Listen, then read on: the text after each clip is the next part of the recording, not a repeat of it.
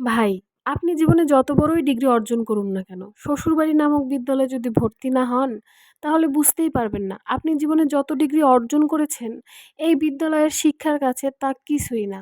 আপনি জীবনে কিছুই শেখেননি। কারণ এই বিদ্যালয় থেকে যা শিখতে পারবেন, তা পৃথিবীর আর কোনো বিদ্যালয় থেকে শিখতে পারবেন না। কারণ এখানে হচ্ছে শাশুড়ি, ননদ, জা, দেবর, পাড়া, প্রতিবেশী সবার থেকে আপনি শিক্ষা গ্রহণ করতে পারবেন। যাই হোক, আজকের রেসিপি হচ্ছে সরষে ইলিশ। তো সরষে ইলিশ বানানোর জন্য আমি এখানে ছোটখাটো একটা মাছ নিয়ে নিয়েছি। বড় মাছ কেনার অবশ্য সাধ্য নেই আমার। যাই হোক, এই ছোটখাটো দিয়েই চালিয়ে নেব। আর তাজা মাছ হচ্ছে ছোটও ভালো লাগে। ইলিশ মাছ এমনি স্বাদের একটা মাছ। তো সরষে ইলিশ বানানোর জন্য এখানে মাঝারি সাইজের একটা ইলিশ মাছ নিয়ে নিয়েছি। সরিষাও বেটে নিয়েছি। এখানে ১.৫ চামচ মতো সরিষা, কাঁচামরিচ আর লবণ দিয়ে বেটে নিয়েছি। কারণ সরিষা শুধু বাটলে হচ্ছে তেতো হয়ে যায়। আর লবণ আর কাঁচামরিচ দিয়ে বাটলে হচ্ছে এই সমস্যাটা আর হয় না, তেতো হয় না। তো এখানে মাছটাকে আমি লবণ আর হলুদ দিয়ে মাখিয়ে নিচ্ছি। লবণ আর হলুদ দিয়ে মাখিয়ে এটাকে হচ্ছে কিছুক্ষণের জন্য ঢাকা দিয়ে রেখে দেবো। আর এখানে আমি একা মানুষ, তাই আর বেশি মাছ নিলাম না। আর মাথা আর লেজটাও অবশ্য দিয়ে দেবো, কারণ একা যেহেতু আর এগুলো আর কি করব। তো কড়াইতে তেল দিয়ে দিয়েছি আর মাছগুলিকে হালকা করে ভেজে নেব। না ভেজেও এই রেসিপিটা করা যায়, তবে ভেজে নিলে আমার কাছে ভালো লাগে। তো ভাজার সময় অনেকটা তেল দিয়েছি, তেলটা কিছুটা তুলে রাখলাম। আর এখানে সরিষার তেল দিয়েছি আর হচ্ছে কালো জিরে ফোড়ন দিয়ে দেবো।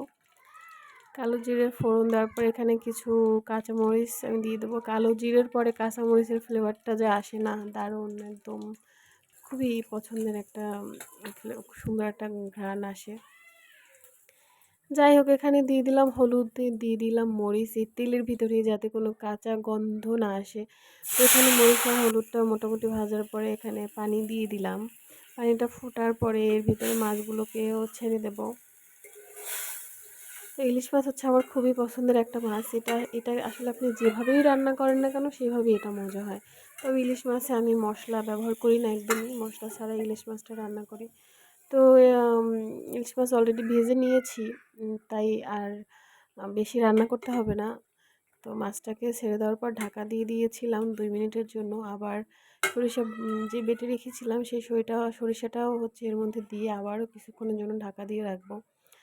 আর ঢাকা দিয়ে রাখার পরে হচ্ছে ইলিশ মাছটা হয়ে যাবে। ইলিশ মাছ অত বেশি জাল লাগে না, কারণ ইলিশ মাছ খুব অল্পতেই হচ্ছে সিদ্ধ হয়ে যায়।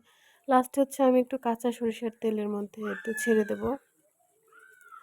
তো কাঁচা সরিষার দেওয়ার জন্য হচ্ছে এটার ফ্লেভারটা অন্যরকম হয়ে যায়। আর শেষে লাস্টে হচ্ছে আমি আবারও ২টা কাঁচামরিচ দিয়ে দিয়েছি। তো আমার সরষে ইলিশ রেডি। এখন খেলেই হবে। আপনারাও চলে আসুন, আমি ভাত বেড়ে নিয়েছি, এবার খাওয়ার পালা। তো স্বাদটা কি বলবো, সত্যিই অসাধারণ হয়েছিল। আপনারাও বাসায় এভাবে ট্রাই করতে